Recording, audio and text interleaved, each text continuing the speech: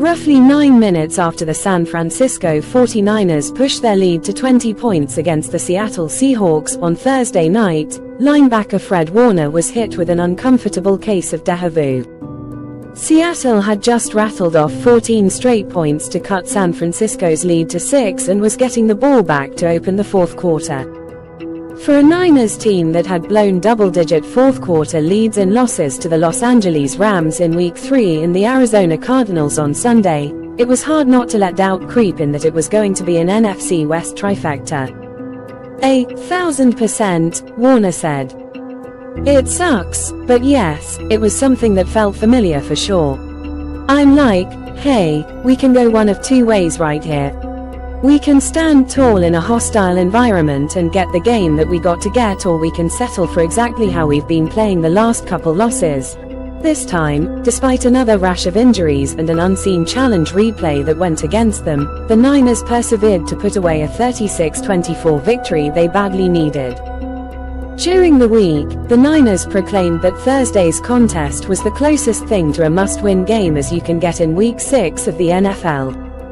A loss would have dropped them to 2-4 overall, 0-3 in the division and 0-4 in the conference. They still would have had 11 games to get back in the mix, but the climb would have been significantly more arduous. The flip side, of course, was that a victory would propel the Niners to 3-3 and into a tie with Seattle at the top of the division with an early leg up against the Seahawks in a potential head-to-head tiebreaker. I have talked about some hard losses are harder than others, and when you feel like you have those won, especially division games, that's made us sick about it, Coach Kyle Shanahan said. We've been talking about how these two losses are a reminder of how the NFL works, and I think we got a little spoiled in that way of just human nature of sometimes feeling too relaxed, and you can never feel too relaxed. The mere idea of relaxation has been difficult for the Niners to grasp given all that they've dealt with on the injury front this season. Already without key players such as running back Christian McCaffrey, Achilles tendonitis, linebacker Dre Greenlaw, torn Achilles, defensive tackle Javon Hargrave, torn triceps, and safety Talanoa Hufanga, torn ligaments in his wrist, the Niners had more health woes Thursday night. Cornerback Charvarius Ward went through a workout in hopes he could play through a knee bruise but was a pre-game inactive. Rookie safety Malik Mustafa, starting in Hufanga's place, came up with an early interception and then departed with what Shanahan called a low ankle sprain.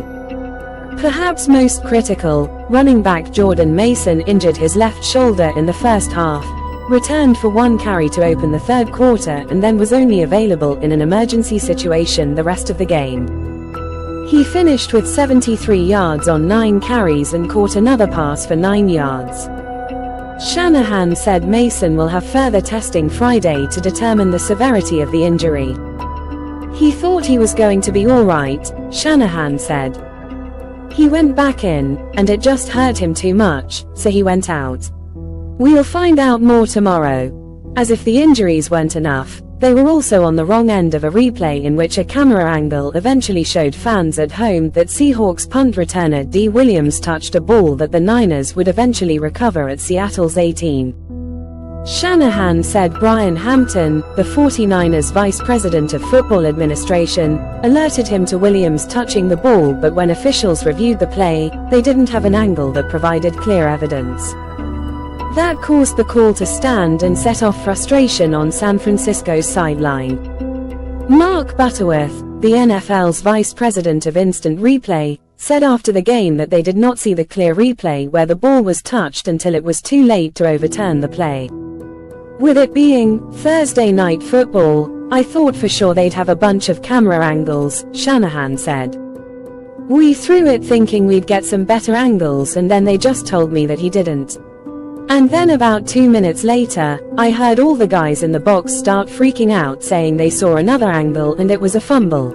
As it turned out, that play didn't matter as the 49ers closed the game with help from rookies working in replacement roles.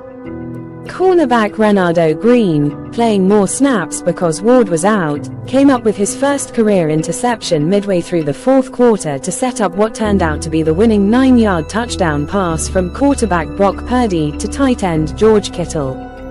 Rookie Isaac Guerendo, in for Mason, followed suit by ripping off a 76-yard run that all but sealed the win with 1:39 to go. "We've been in a lot of big games, we've won a lot of big games," Kittle said. "We've lost some big games, and so it's just we are experienced in the moment. When you have new guys out there and when they feel the confidence from all the guys who've been through there before, they feel like they fit right into it and they have that confidence as well. So, it's just our team's been in those situations, and we've done pretty good with those, especially here on the road in Seattle.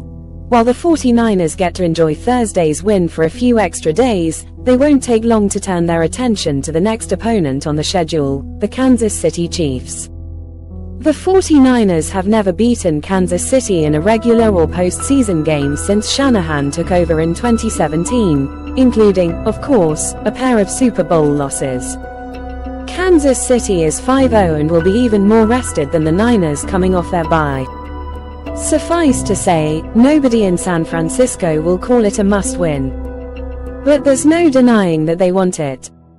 "It's not like we can get payback for losing in the Super Bowl," Williams said.